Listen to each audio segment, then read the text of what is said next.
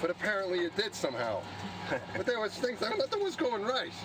You know, from the beginning, nothing fit. After 7 years without having people around, Hubble has lost its accommodation to people. It's gone wild again. Looking back, it's been 50 years since President Kennedy challenged us to do the other thing, not because it was easy, but because it was hard, and we'll give it our best.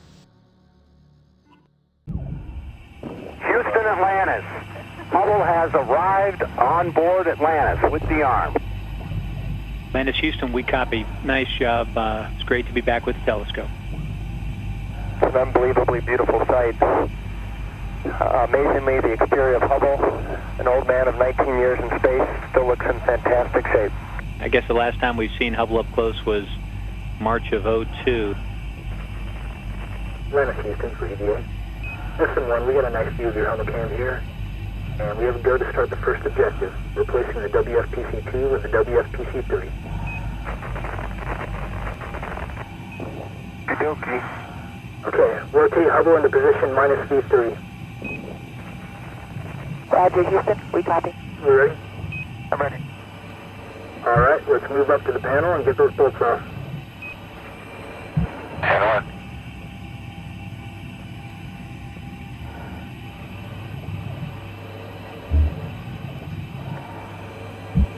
Have a little problem going on. Go get the short adjustable. We have a problem? Okay. Looks like the bolt's stuck. Yeah, so were you explaining that it's stuck? It didn't want to come out. Yeah, we copy and we concur with that. Looks like the previous folks got them in there pretty good. So, alright, MS1. Looks like we might have to use the contingency NTL and give it all you got to break the torque. Okay, so Drew is good to use everything he's got then to try to break the torque here, is that correct? So in other words, he can use what he needs from his strength to try to break the torque. Is that what you're telling us? That's exactly right. Okay, but I think we understand that if it breaks, then wide field stays in. What John said is correct. Thanks. Okay, here we go. I think I got it. It turned. It definitely turned. Yep. It turned. And it's turning easily now. Very nice. Okay, and Atlantis, Houston, for EPA, we copied and saw that. That's great news. Do the next ball. Zero. Okay. Okay, now, let's get the WFPC-3 installed in Hubble. You're there. Okay, let's secure the bolts. There we go. Okay. Yeah, we can confirm that. WFPC is bolted in. Now, time to start the WFPC-2. Don't take one, and now we have to go down to put this baby away. Okay.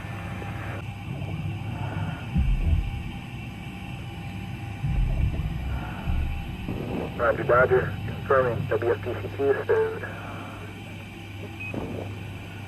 Make sure that component lid is closed. Good.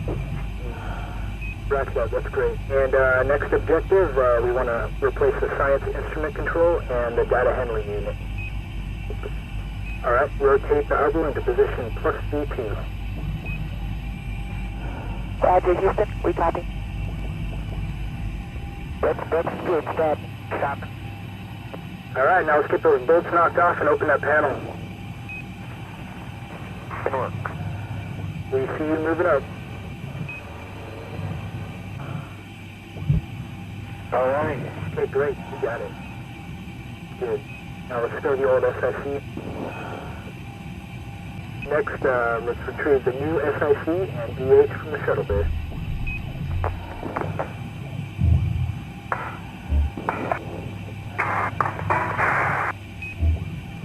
Not even pulling it, I'm just coaxing it with my fingertips. Here it comes. Nice.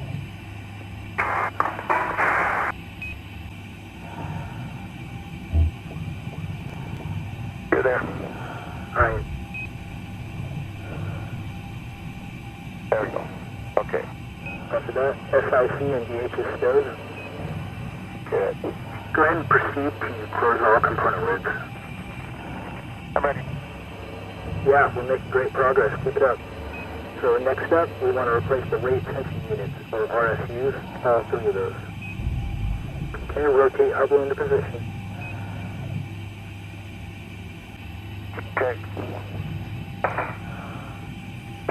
Door's coming open. The door is opening by itself. There's an RSU with your name on it waiting for you. Now we want to remove the first RSU, and let's stow it in the shuttle. It's a tight space in there. Just really be careful with your tools. I got it.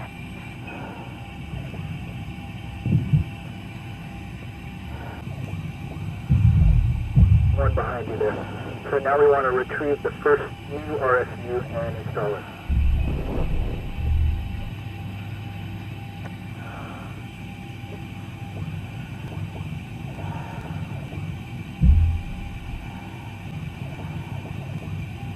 Okay. Does it look good? Looks good to me.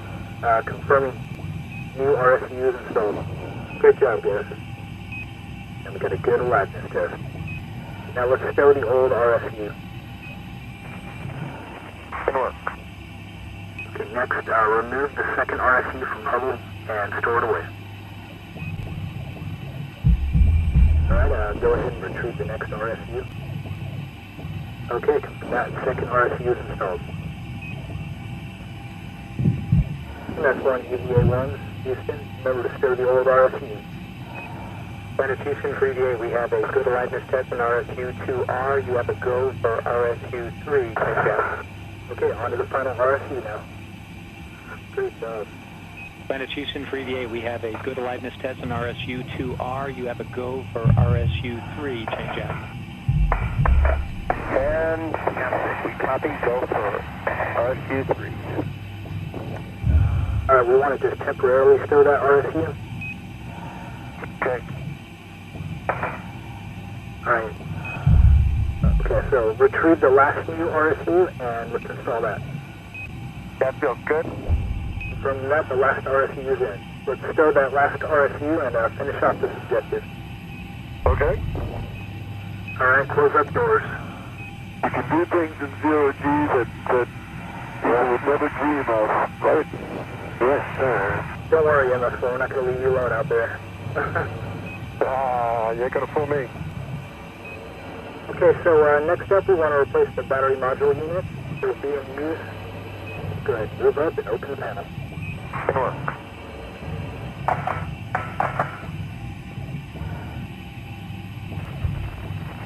Okay.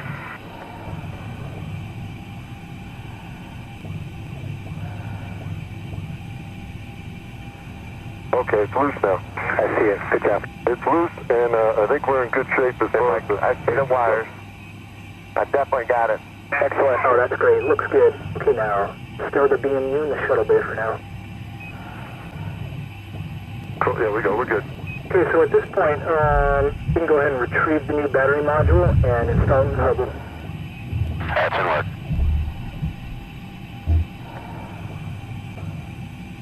Alright, whenever you're ready, let's go ahead and close up doors. That's great, looks good. Now let's stow the old BMU in the SLIC in the shuttle bay. There we go. Yeah, if you can go ahead and retrieve the second BMU. Okay. The VMU2 from Hubble and store it away. Good work. Last bolt is free and the battery is releasing. Roger that. Copy. Oh, nice silhouette on the door. What a beautiful spaceship we're on, guys. That looks good, EVA. Now let's stow the old BMU in the shuttle bay. Yeah, now if you can retrieve the second new BMU for installation.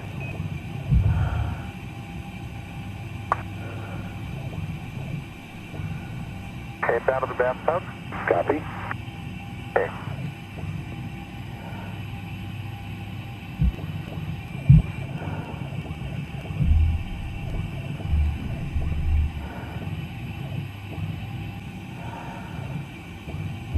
Alright, UV, you ready?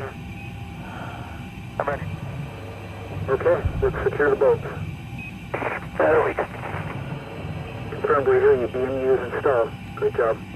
Happy to report good liveness test on the Bay 3 battery. You have a go in your column. Oh, that's great to hear. Let's store the old BMU in the SOIC now.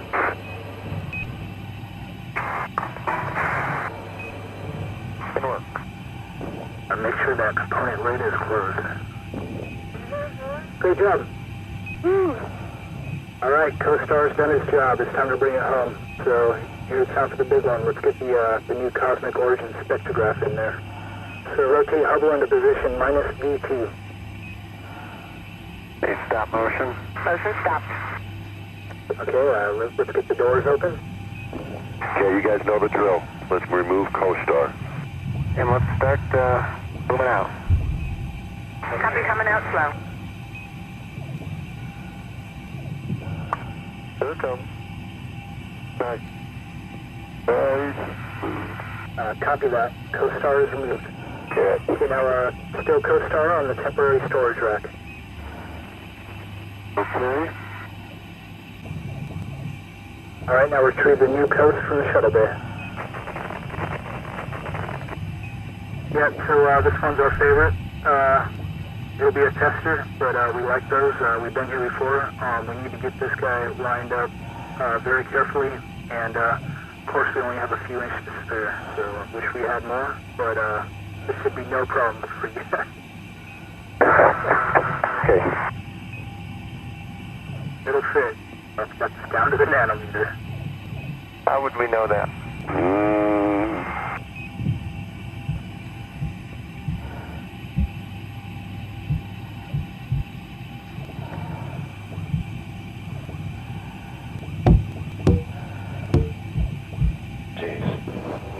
Good work. Great job. Excellent. Coast is in there. Firm, coast is installed successfully. Job's not over yet, guys, but this thing's looking great. All right, close up doors.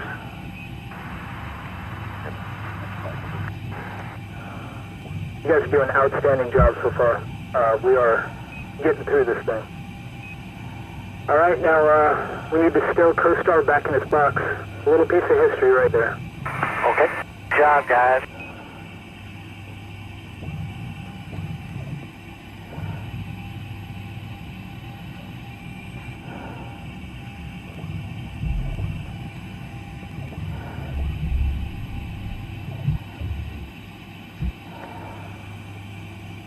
This is it, the last objective on the list, guys. We need to install the new fine guidance sensors. Rotate Hubble into position plus V3. All right, open the door.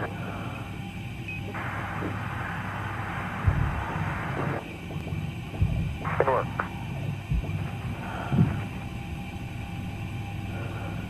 And the mirror is now clear, just coming outside telescope. Okay. Look at that. Great. Okay, store the FTS on the temporary storage rack.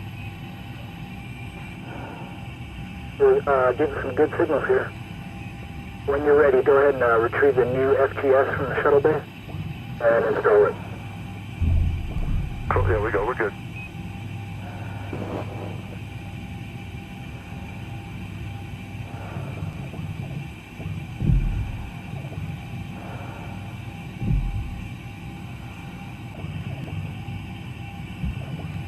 Okay, we got it. Atlantis Houston, we're happy with the current config. Great job.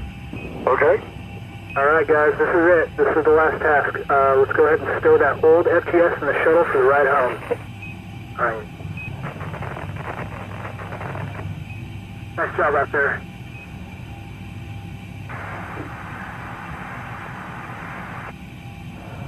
All right, UVA, when you're ready, go ahead and proceed to close all component lids. I just want to, while you're closing the doors here, tell you what a great job you guys did today, and how proud we are of you, and also the fact that I want you to take a look around, because your spacewalk with Hubble is about to come to an end. We're bringing you in as soon as you close the doors. And I'm convinced that if we can solve problems like repairing Hubble, getting to space, doing the servicing we do, traveling 17,500 miles an hour around the Earth, that we can achieve other great things, like solving our energy problems and our climate problems. all things that are in the middle of NASA's prime and core values.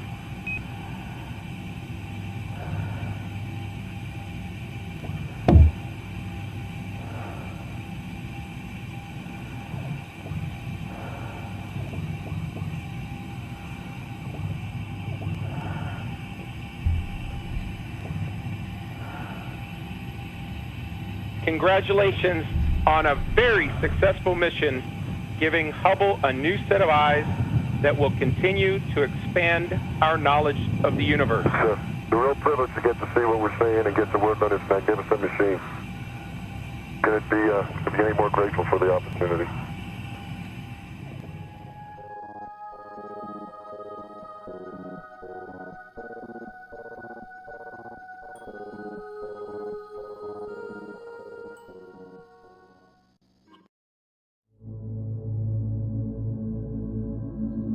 Scientists estimate that there are at least 2 trillion galaxies in the universe, each as unique as our own galaxy.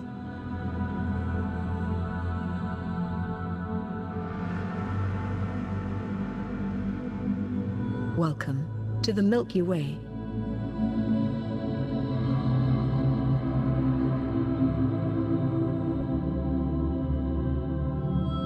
Our galaxy consists of billions of stars, planets, and gas, bound together by gravity. It is approximately 100,000 light-years in diameter. It is a barred spiral galaxy, named so as it appears to have an elongated bar in the center, with several spiral arms around it. The bright center of our galaxy is called the bulge.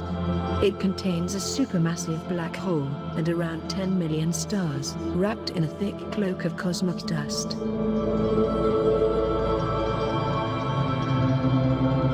The 4 spiral arms are the Norma Arm, Sagittarius, Scutum Crux, and Perseus.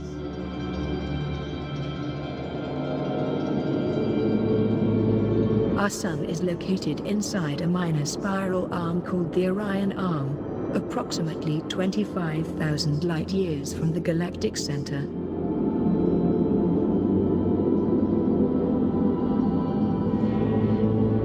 We are now traveling through the Orion Arm, located in what might be considered the suburbs of the galaxy. Stars come in a variety of sizes and colors, depending on their initial mass and stage of development. Blue stars are very hot. They tend to have shorter lifetimes than the cool, slowly burning red stars.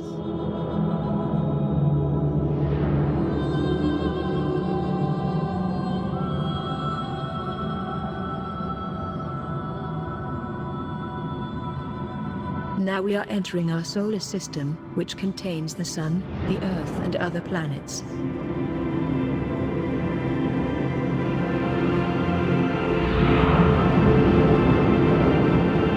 Just as the Earth orbits around the Sun orbits around the center of the Milky Way galaxy, taking around 250 million years to do so.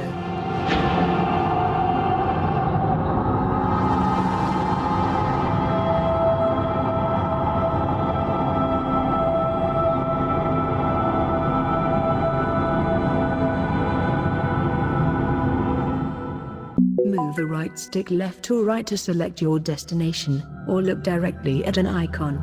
Press X to accept.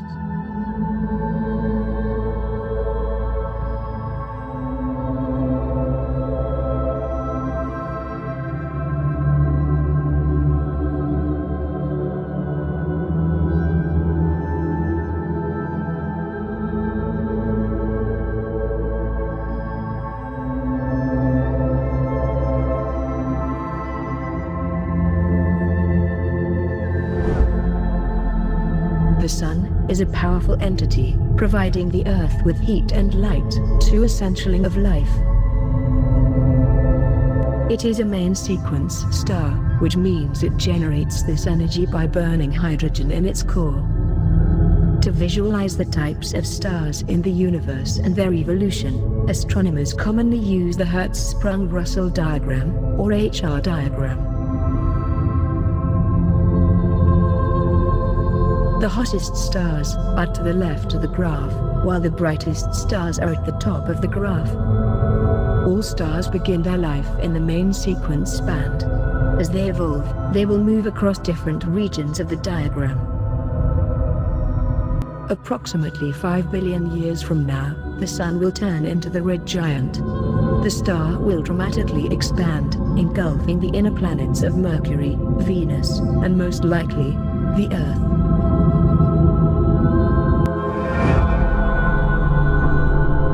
Since prehistoric times, humanity has been grouping stars into recognizable, memorable patterns, called constellations or asterisms.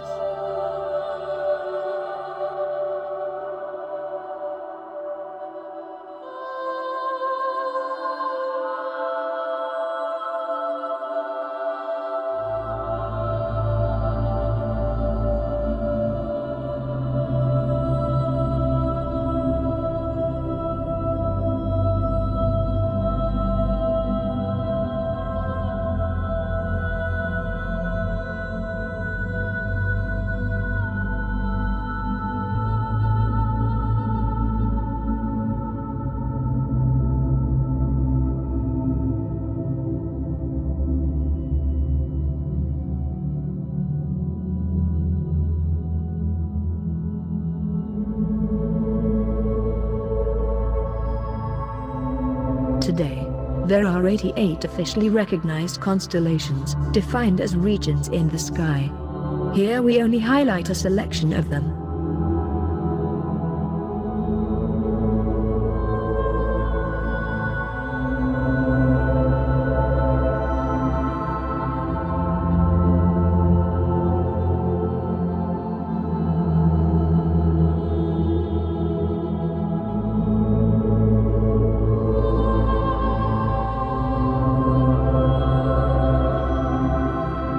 We now know that the stars in the sky are spread out across vast distances across the galaxy and beyond.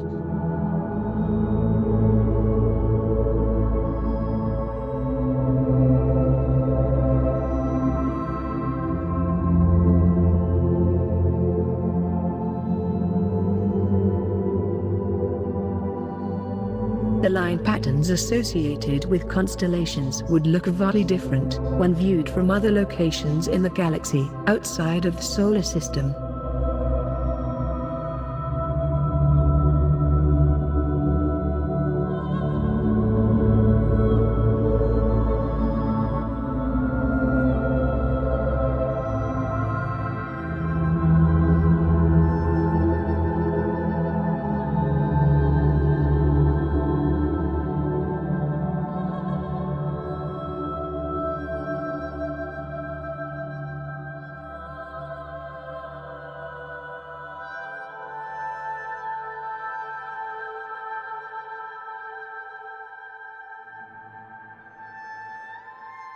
Alpha Centauri is the closest star system at around 4.4 light-years from the Sun. It is a triple star system, consisting of two Sun-like stars, Rigel Kentaurus and Ptolemy, and the much smaller Proxima Centauri. Proxima Centauri is not visible to the naked eye, despite being the Sun's closest neighbor.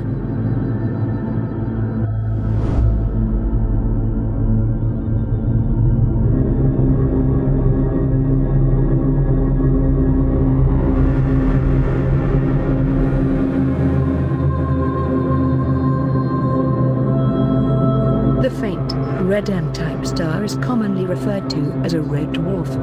The smaller the star's mass, the longer its lifespan, and Proxima Centauri will be around for another 4 trillion years. Planets discovered outside of the solar system are called exoplanets.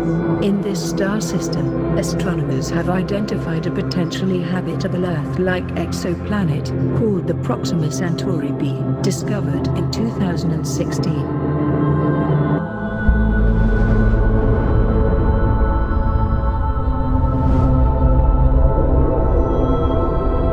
Sirius A is the brightest star in the night sky. It belongs to the Canis Major, or Greater Dog constellation, hence its other name, the Dog Star. It is a main sequence star of spectral type A. On this Hubble telescope photo you can see that Sirius A is accompanied by the white dwarf Sirius B, together forming the Sirius binary system. Procyon belongs to the Canis Minor, or the Lesser Dog, constellation, which is why it is called the Little Dog Star. Just like Sirius the Dog Star, Procyon is a binary star. It consists of a yellow-white F-type main sequence star Procyon A and a much smaller white dwarf Procyon B. F-type stars make up around 3% of main sequence stars in the solar neighborhood. Emitting more higher energy radiation, such as ultraviolet light, their lifespan is shorter than that of G-type stars like the Sun. Still, scientists believe they may support life on their planets.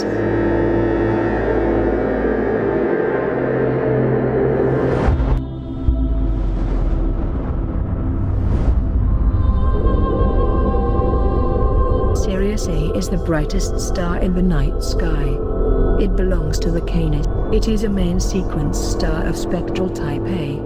On this Hubble telescope photo you can see that Sirius A is accompanied by the white dwarf Sirius B, together forming the Sirius binary system.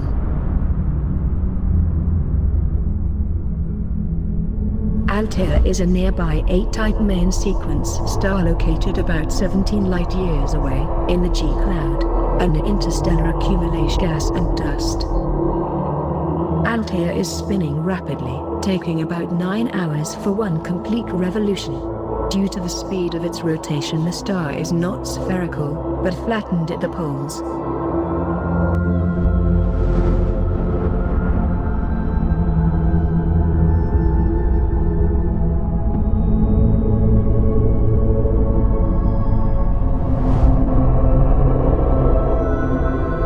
Arcturus is the brightest type K giant in the night sky.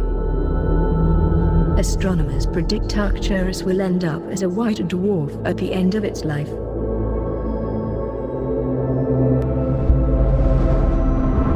Dubhe is a giant star that has evolved away from the main sequence, after consuming the hydrogen at its core.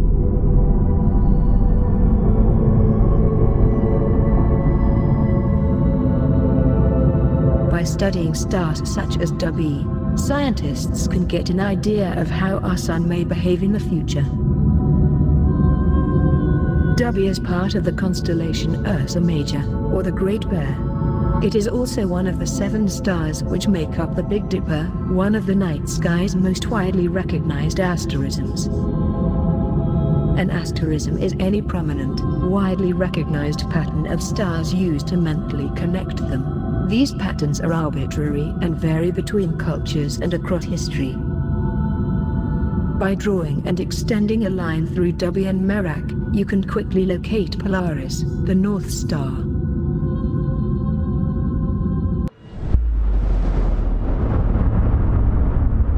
Aldebaran is a red giant after its first dredge-up stage, during which material from deep within was brought up to the surface by convection, indicated by fingerprints of carbon, oxygen, and nitrogen in the photosphere spectrum. Scientists can determine the composition of stars or other astronomical objects by analyzing emitted from them using instruments such as the Hubble telescope's imaging spectrograph. A spectrograph separates the light into its wavelengths, producing a spectrum which scientists can use to identify presence of specific chemical elements. Dark absorption lines visible in the spectrum of a star are caused by thinner, cooler gases in the star's atmosphere. These gases absorb specific wavelengths from the star's continuous light spectrum. As shown on the right, these dark lines can then be matched against well-known bright lines emitted by heated-up materials. Such bright lines can also be directly observed in the light spectrum of some nebulas consisting of ionized, glowing gases.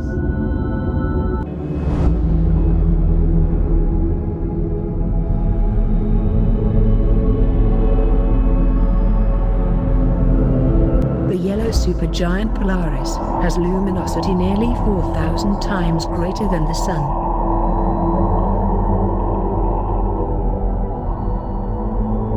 Commonly known as the North Star, it is located at a distance of 434 light-years from Earth. One of the brightest stars in the night sky, humans have been using the North Star as a navigation beacon since we first looked to the skies. The North Star appears to be in a fixed position over the North Pole, giving the impression that the other stars in the North Hemisphere rotate around it. Polaris is also a Cepheid variable star. It has a regular and precise cycle of brightening and dimming. By measuring the time between these light cycles, scientists can calculate its intrinsic luminosity and derive the distance from that.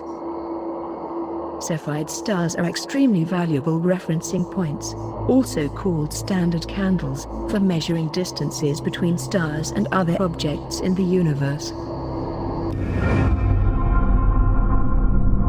Just like the similarly sized Betelgeuse, the 12 million years old Antares has already exhausted its hydrogen supply and moved away from the main sequence span chart diagram.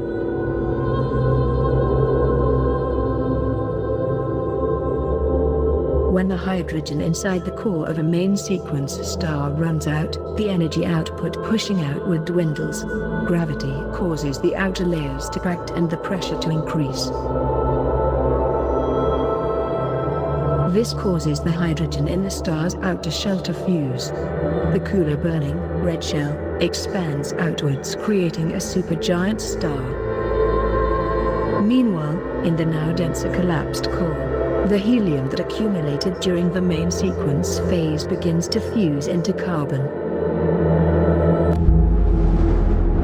The relatively young, 10 million years old Betelgeuse is very easy to spot with the naked eye in the night sky, due to its distinctive, orange-red color of a cooling supergiant. High-mass stars evolve and age quickly. Betelgeuse is now in the last stages of its evolution. It is expected to explode as a supernova within the next million years. 73% of the human body, including the majority of our oxygen, carbon, nitrogen, phosphorus, calcium, and iron, originates from exploding massive stars.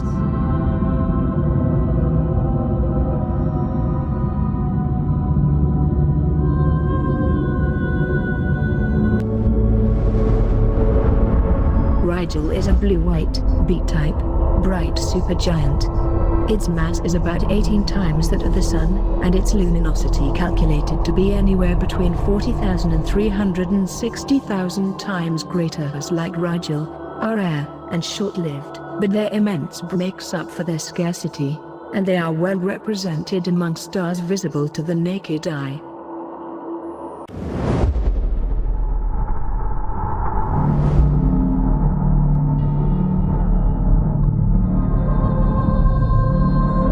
Delta Cephei belongs to a very important class of stars called Cepheid variable stars. These stars brighten and dim repeatedly. What is so special about them is that the time between the repetitions is precisely tied to the star's true luminosity. These stars act as cosmic distance benchmarks, as scientists can derive distances to even extremely distant Cepheid variables just by observing the period of their pulsations. Delta Cephei is one of the nearest Cepheid variable stars alongside Polaris. Its precise distance is known to us thanks to Hubble Space Telescope observations, making it particularly useful as a calibrator for the period-luminosity relationship. Through the study of Cepheid stars by Hubble and other telescopes, scientists today have a more precise estimate of the age of the universe, which is around 13.7 billion years.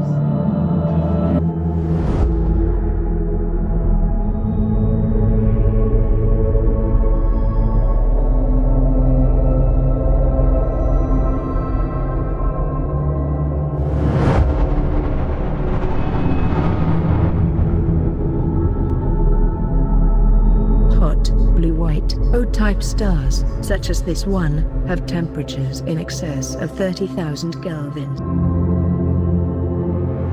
Usually located in regions of active star formation. These stars illuminate any surrounding material and are largely responsible for the distinction of the galaxy's arms. They are extremely rare. Only 1 in 5 million stars are O-type, but because of their brightness they can be observed across large distances.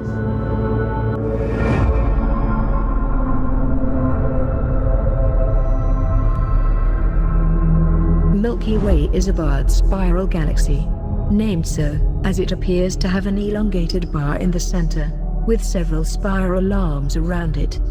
The 4 spiral arms of the Milky Way are the Norma, Sagittarius, Scutum Crux, and Perseus arms. Our Sun is located inside a minor spiral arm called the Orion Arm, approximately 25,000 light-years from the galactic center.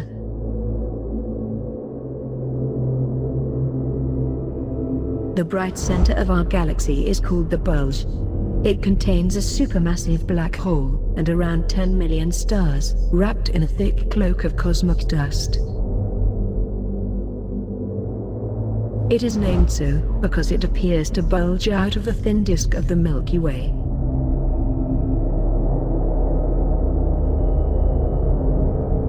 The Milky Way is surrounded with a diffuse galactic halo, containing spherical islands of stars called globular clusters. These clusters orbit the galactic core as satellites. By measuring the orbital velocities of these clusters, using data from the Hubble Space Telescope and the European Space Agency's Gaia satellite, an updated estimate on the mass of the entire galaxy was obtained. The Milky mass of 1.5 trillion suns, and around 90% of that is believed to be dark matter, the invisible and mysterious substance which acts as scaffolding throughout the universe, keeping the stars in their galaxies.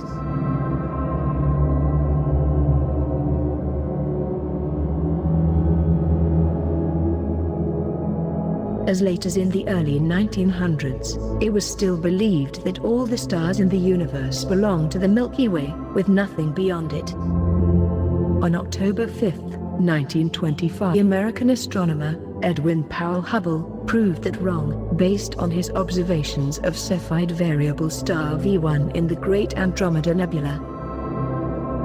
Using the well-established period luminosity relationship for Cepheid variables, Hubble calculated V1's distance as 1 million light-years from Earth, much further out than the size of our galaxy.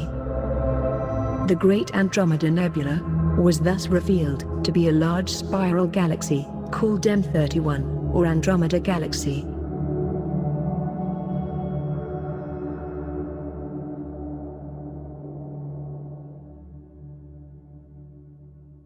Cosmology is a branch of astronomy concerned with the origins and evolution of the entire universe. The universe did not always appear as we observe it today, and scientists have been attempting to map its expansion's cluster of materials and energy to the galaxies and star formations we see today. In the 1920s, astronomer Edwin Hubble discovered that the universe was expanding. In 1998, Hubble telescope observations revealed that the universe expansion was actually accelerating. By studying the stars and looking ever so further out into space, scientists are effectively looking back in time, building our understanding of the past, present and the future of our universe.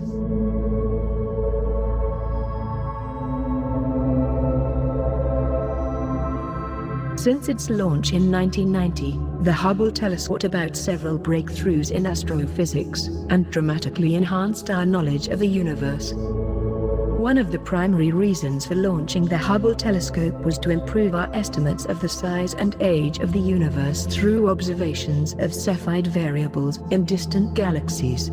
It has accomplished this objective. The Hubble Space Telescope has earned its place in history as one of the most powerful instruments built by humanity in our effort to discover the hidden secrets of the cosmos.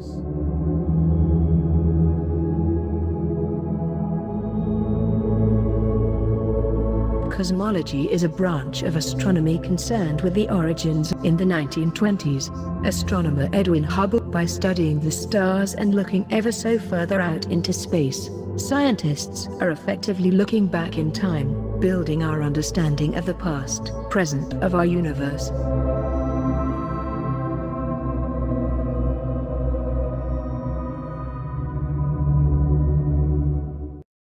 Okay, I got my stick where I want it. Feet on the rudder pedals. Okay, my feet are off. 0.95, going CSS. I see it. I'm flying. Okay. Alright, don't screw this up now. Go slow and do it right. Houston, runway's in sight. Houston, copy, field in sight. I see one. One heavy on the nominal aim point. 10,000. Approach and land. Body flight coming to trail. And on-glide slope on surface winds 15084. Roger. Maneuver complete. Okay. 5,000 feet radar. Roger, Radar 2 is good. Radar 1 is good. Thank you. In the flare, on the gear. Here is RM back 3,000. Speed break 25. Okay, shoot. Is RM. G should be okay somewhere for that stomach flare. Oh, you got that right. Jeez.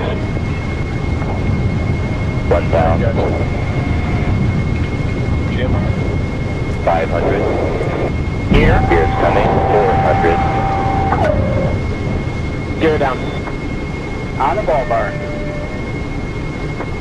100.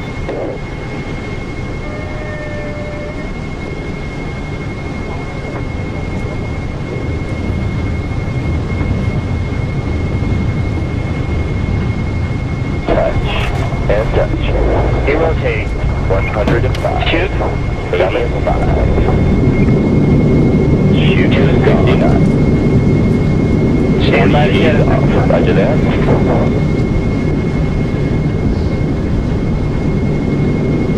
Okay, we'll stop. Great job. Excellent job.